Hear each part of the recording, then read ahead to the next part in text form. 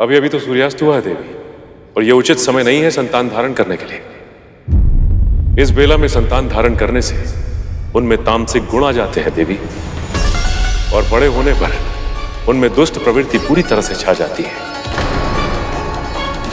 नहीं स्वामी, नहीं, मैं प्रतीक्षा नहीं कर सकती। पति के समय पर पत्नी का भी कुछ अधिकार अवश्य होता है, और पति पत्नी के संबंधों में पत्नी की इच्छा का सम्मान होना चाहिए स्वामी। यदि यही आपकी इच्छा है देवी, तो हम अपने कर्तव्य का पालन अवश्य करेंगे।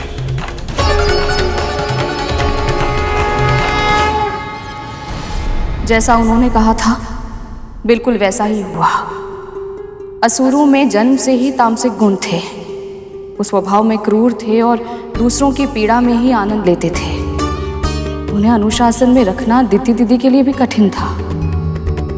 पिता होने के नाते स्वामी ने देवों और दानवों को समान रूप से धर्मशास्त्रों का अध्ययन कराया। देवताओं ने अपनी शिक्षा का अर्थ भी समझा और उसे विश्व कल्याण के लिए अपने कर्म में भी उतारा। पर असुरों ने धर्म और तपस्या का मार्ग केवल तब चुना जब उन्हें ईश्वर को विवश करके वरदान लेना था, और फिर उन्होंने उस वरदान का उपयोग सदैव विनाश के लिए ही किया। जब ऐसा बार बार होने लगा तो स्वामी अपनी संतानों से निरासक्त हो गए। शिक्षा देने के बाद उन्होंने सभी संतानों को अपने कर्म के अनुसार फल भोगने के लिए छोड़ दिया।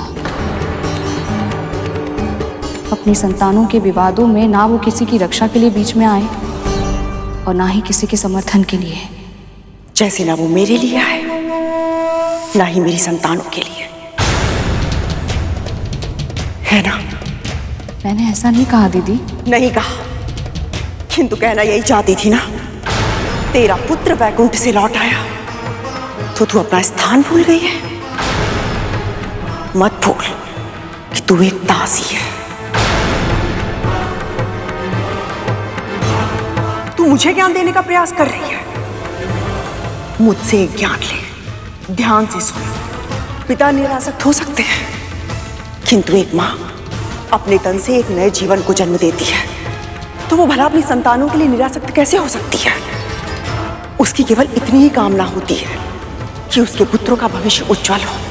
वो केवल इतना चाहती है कि उसके पुत्र शक्तिशाली हो, समस्त संसार का सुख भोगे और सब पर राज करे। मां होने के नाते मेरे पुत्रों के लिए जो आवश्यक होगा मैं वो सब करूंगी।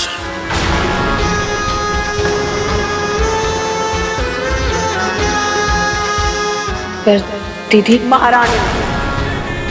महारानी हूं मैं। इसके पहले कि मेरी क्रोध की सीमा पार हो, चली जाए यहां से।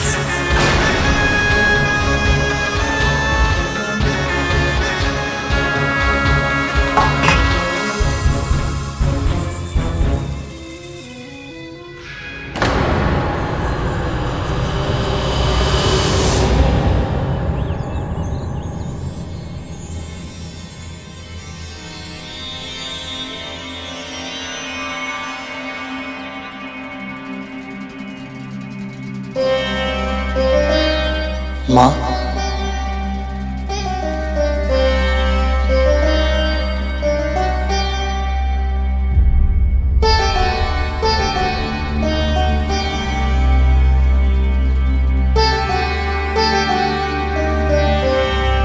महारानी,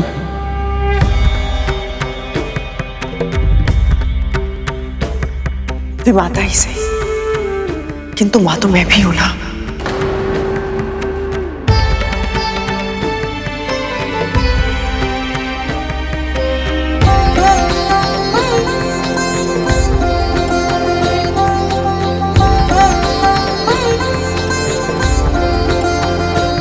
क्या देख रहा है तू? अपना सौभाग्य। मैं उन्हें देख पा रहा हूं जिन्हें देखना दुर्लभ है। मुझे प्रभु श्री विष्णु के दर्शन मिल रहे हैं महारानी।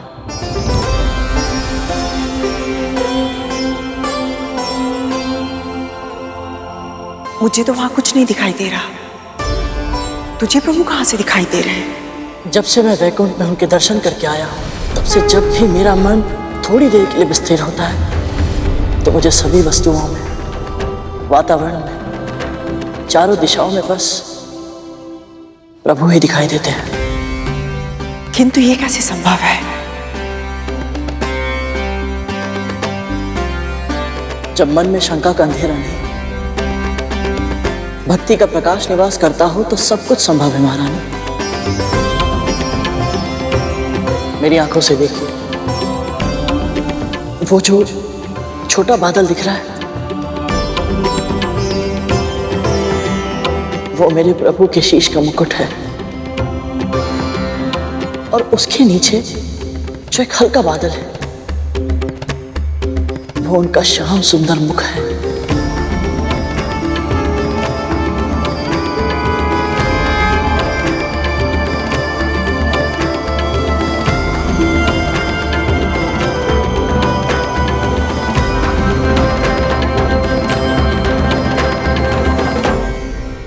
ब्रह्मा ने सृष्टि की रचना की, शिव उसके लयंकर है, जिनमें सब लय हो जाता है। प्रलय भी उन्हीं में है और विलय भी उन्हीं से है।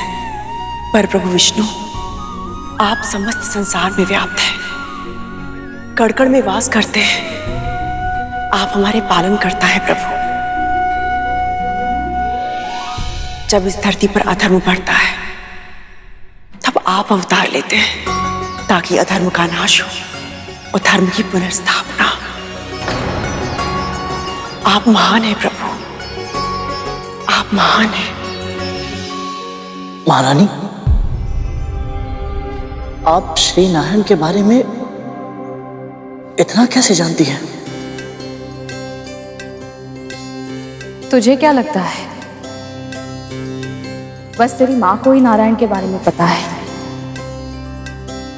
मेरी तरह महारानी भी दक्ष पुत्री है। प्रभु भक्ति हमारे पूरे परिवार की रगों में रक्त की तरह बहती है। एक सत्य बताऊं तुझे, बचपन में विष्णु जी के पहले अवतार की कथा इन्होंने ही सुनाई थी मुझे।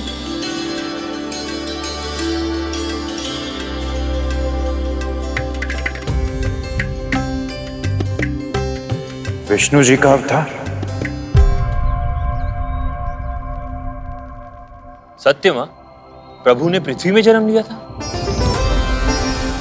पर कौन सा अवतार मां, और क्यों? प्रभु विष्णु कहते हैं, जब जब धर्म की हानि होती है और अधर्म की वृद्धि होती है, तब तब सत्पुरुषों का उद्धार करने के लिए, पापियों का विनाश करने के लिए और बुराई को मिटाने के लिए तथा धर्म की पुनर्स्थापना करने के लिए वो प्रकट होते हैं। महारानी, मुझे इस कथा को जानने की बहुत इच्छा हो रही है। हम सभी सुनना चाहते हैं महारानी, और आपसे अधिक सुंदर ढंग से इस कथा को और कोई नहीं कह सकता। सुनाइए ना। ठीक है।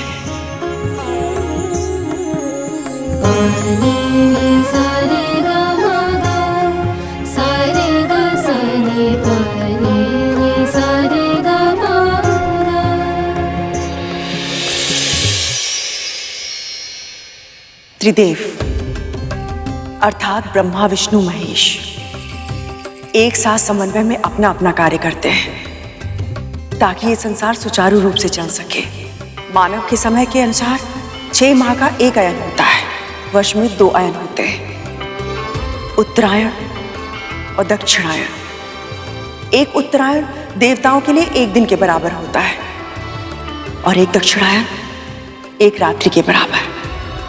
इसी प्रकार जब देवताओं के 12 सहस्त्र दिव्य वर्ष पूरे होते हैं, तब पूरा होता है चतुर्युग। चतुर्युग? 4 युग अर्थात सतयुग, त्रेता युग, द्वापर युग और कलयुग। ऐसे 1 सहस्त्र चतुर्युगों के बराबर ब्रह्मा जी का 1 दिन होता है और वो दिन समाप्त होने पर नैमित्तिक प्रलय होती है। समस्त सृष्टि का विनाश हो जाता है। भूलोक, पूर्वलोक, स्वर्गलोक सब नष्ट हो जाते हैं। और इस महाप्रलय के बाद ब्रह्मा जी के एक दिन के बराबर उनकी एक रात्रि होती है। और ये रात्रि बीतने के बाद सृष्टि के विकास की यात्रा फिर से प्रारंभ होती है। फिर से नया जीवन जन्म लेता है। फिर से संसार 4 युगों में बंटता है। और ये समय का क्रम यूं ही चलता रहता है लगातार, जब तक ब्रह्मा जी के 100 वर्ष पूरे नहीं हो जाते तब तक। हे ईश्वर, समय इतना विशाल है, इतना वृहद है, इसकी तो कल्पना भी नहीं थी मुझे। सचमुच में पृथ्वी का ऐसा विभाजन, सृष्टि की ये यात्रा अद्भुत है। विकास, विनाश, सृष्टि और संहार, ये जीवन का अटल नियम है। समय समय पर इन्हें होना ही होता है, तभी तो संसार का संतुलन बना रहता है। ऐसे ही एक समय आया था प्रलय का, जब धरती पे महाराज सत्यव्रत शासन कर रहे थे। ओम सूर्य देवाय नमः।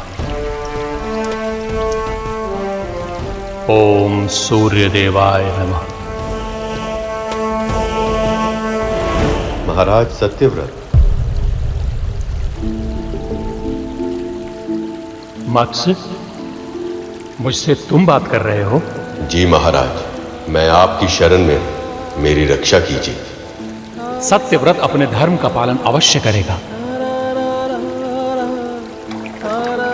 ऐसा कहकर महाराज सत्यव्रत ने उस मत्स्य को अपने कमंडल में रख लिया।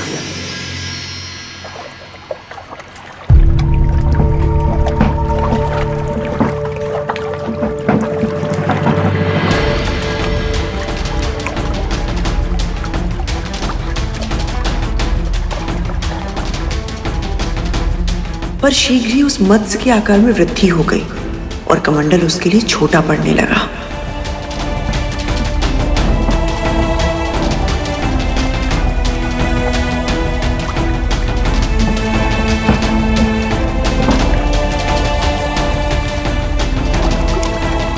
तब महाराज को एक बार फिर उस पर दया आई और उन्होंने उस निरीह प्राणी को कमंडल से निकालकर एक बड़े पात्र में डाल दिया।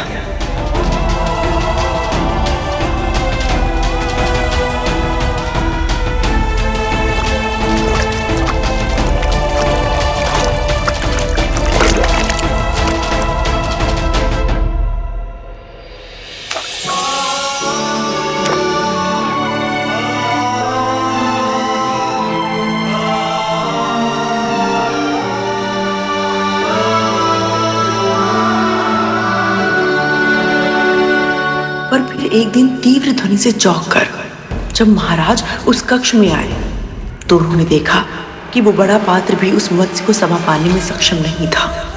मत्स्य का आकार और भी बढ़ चुका था, पात्र टूट चुका था और मत्स्य अपने जीवन के लिए संघर्ष कर रहा था।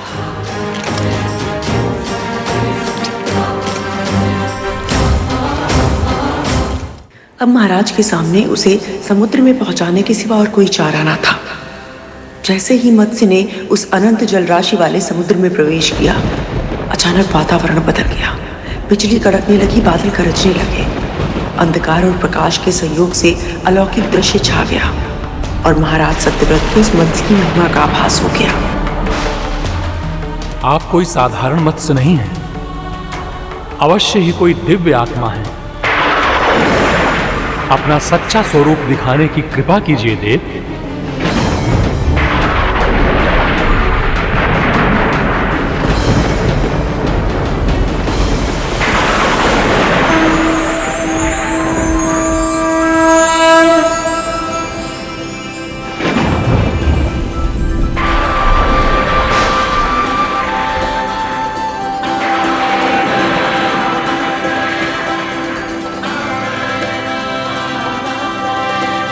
प्रणाम प्रभु।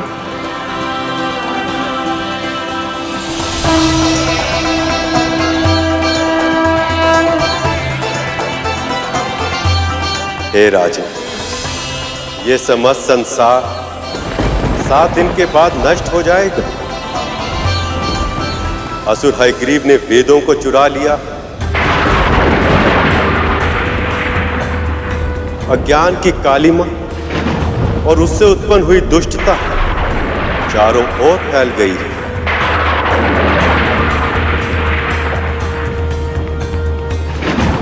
संसार में अधर्म और पाप छाया हुआ, इसलिए मैंने हयग्रीव के प्राणों का अंत करने के लिए और उसके द्वारा फैलाई गई बुराई को पूर्ण रूप से समाप्त करने के लिए मत्स्य रूप में यह अवतार लिया।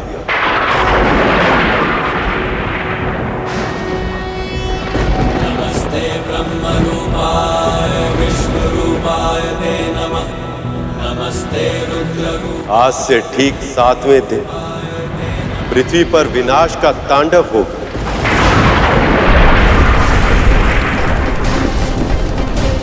भयानक वर्षा होगी, समुद्र का जल स्तर इतना अधिक बढ़ जाएगा कि पूरी पृथ्वी उसमें डूब जाएगी।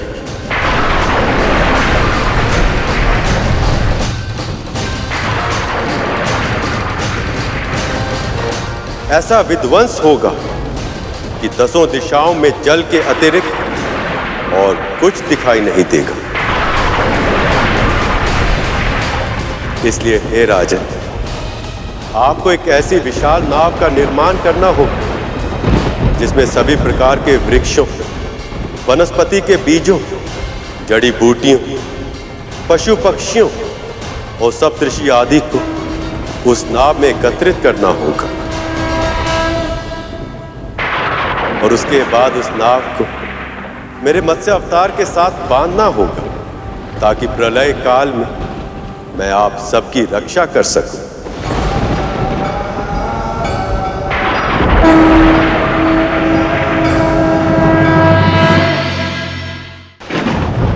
कालांतर में जब सृष्टि का सृजन होगा तब उस नए संसार की आप प्रजापति कहलाएंगे। विनाश के मध्य जीवन के संरक्षण और विकास का दायित्व आपको ही निभाना होगा।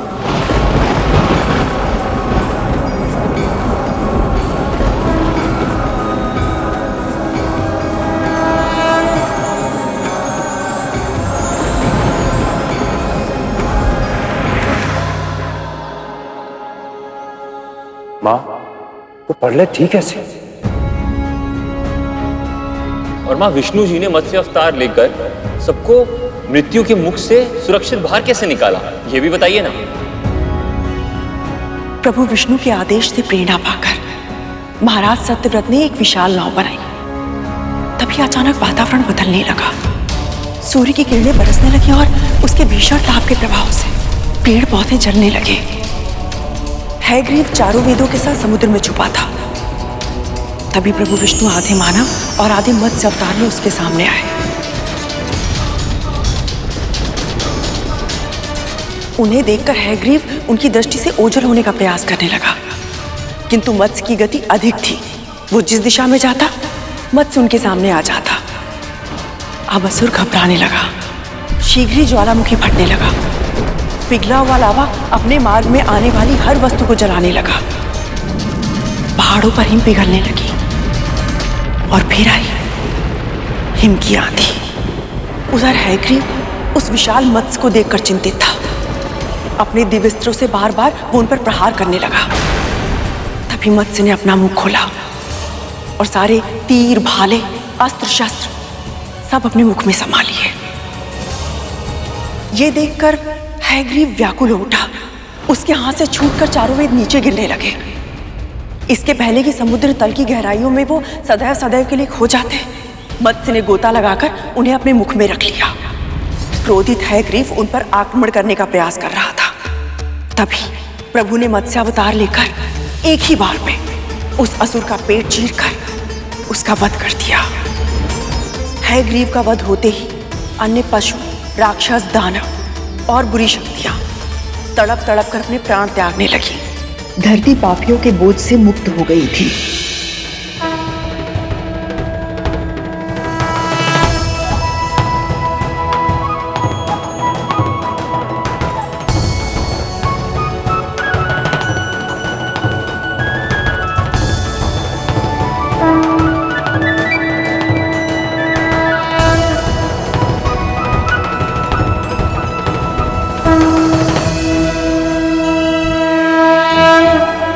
आपकी कथा सुनकर मुझे परम सुख और शांति की अनुभूति हो रही है,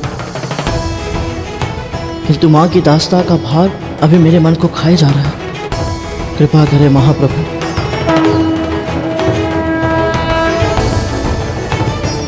मेरी माँ को इस दास्ता से मुक्त कराने में मेरी सहायता करें।